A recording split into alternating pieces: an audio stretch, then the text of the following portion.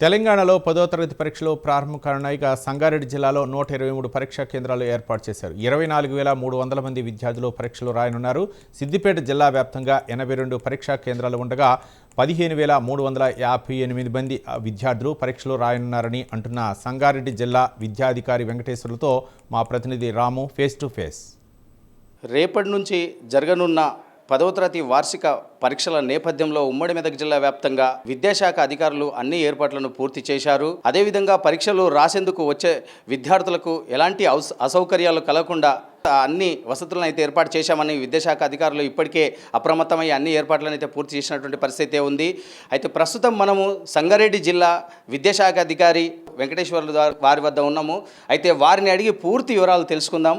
చెప్పండి సార్, ఇక్కడ ఈ సంగారెడ్డి జిల్లాలో ఎన్ని పరీక్షా కేంద్రాలను ఏర్పాటు చేశారు?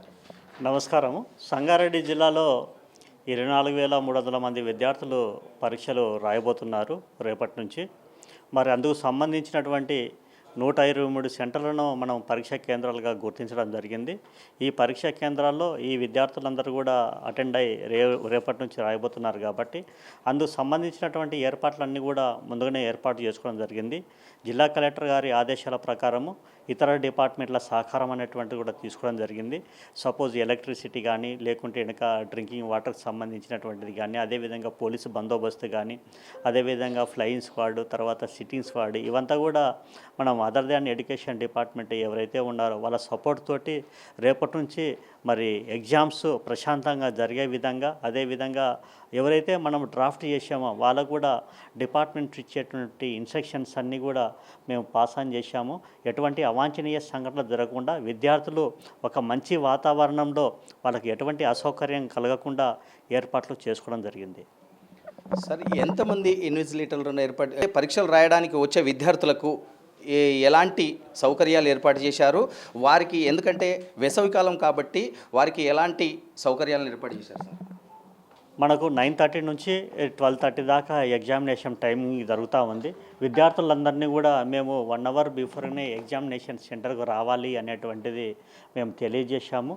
ఒకవేళ ఇన్ కేసు ఏదన్నా వాళ్ళు ఆలస్యమైనట్టయితే అది ప్రభుత్వము 5 మినిట్స్ మాత్రమే గ్రేస్ పీరియడ్ అనేటువంటిది ఇచ్చినారు కాబట్టి దానికి కాకుండా మరి ముందస్తుగానే విద్యార్థులందరూ కూడా చేరుకోవాలనేటువంటిది మేమంతా కూడా రిక్వెస్ట్ చేశాం. అంతేకాకుండా ఒక టోల్ ఫ్రీ నెంబర్ కూడా మేము వాళ్ళకి ఏదన్నా సందేహాలు ఉన్నట్లయితే కనుక మా జిల్లా విద్యాశాఖలో ఏర్పాటు చేయడం జరిగింది కాబట్టి అది కూడా మీడియాకు తెలియజేశాం, ఆ నంబర్స్ అనేటువంటి, కాబట్టి విద్యార్థులు తెలుసుకోవచ్చు.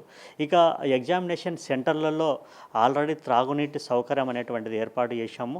అసౌకర్యంగా కలగకుండా ఉండేందుకు గాను, ఎందుకంటే ఎండ దృష్ట్యా మేమన్నీ కూడా ముందస్తుగా, అదేవిధంగా హెల్త్ డిపార్ట్మెంట్ సహకారంతో ప్రతి సెంటర్లో కూడా ఏఎన్ఎంస్ ఏర్పాటు చేసేసి అందుకు సంబంధించినటువంటి ఫస్ట్ ఎయిడ్కి సంబంధించినటువంటి మెడిసిన్స్ కూడా మనం ఏర్పాటు చేసుకోవడం జరిగింది.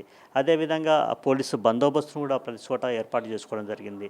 అంతేకాకుండా సీసీ కెమెరాస్ కూడా ఇన్సైడ్ ఆఫ్ ద ప్రెమిసెస్లో మనం ఏర్పాటు చేసుకున్నాం కాబట్టి తగు జాగ్రత్తలు తీసుకున్నాం. అదేవిధంగా విద్యార్థులు వితిన్ టైంకు రీచ్ అయ్యే విధంగా ఆర్టీసీ డిపార్ట్మెంట్ తోటి కూడా మేము మాట్లాడడం జరిగింది. ఆర్టీసీ డిపార్ట్మెంట్ వారు ఆ సెంటర్స్ను మ్యాప్ చేసుకుంటూ విద్యార్థులు సరైన క్రమంలో సరైన సమయానికి రీచ్ అయిన విధంగా వారు సైడ్ నుంచి కూడా మాకు సపోర్ట్ అనేటువంటిది ఇవ్వడం జరిగింది. కాబట్టి విద్యార్థులకు ఎటువంటి అసౌకర్యం కలగకుండా అన్ని ప్రయత్నాలు మేము చేసుకోవడం జరిగింది.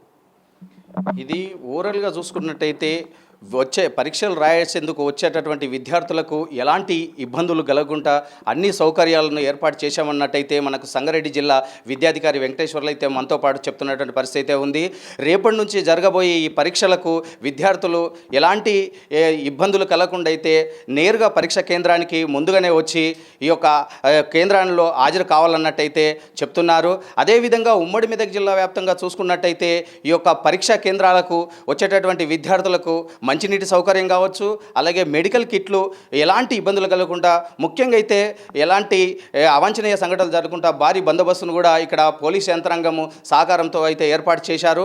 ఈ నేపథ్యంలోనే 144 సెక్షన్ కూడా ఇక్కడ ఏర్పాటు చేసినటువంటి మొత్తంలో చూసుకున్నట్టయితే వచ్చేటటువంటి విద్యార్థులకు అన్ని సౌకర్యాలు ఏర్పాటు చేశామన్నట్టయితే మనకు ఇక్కడ సంగారెడ్డి డిఈఓ గారు చెప్తున్నటువంటి పరిస్థితి అయితే ఉంది. కెమెరా పర్సన్ శ్రీకాంత్తో రాము, ప్రైమ్ 9 న్యూస్, సంగారెడ్డి జిల్లా నుంచి.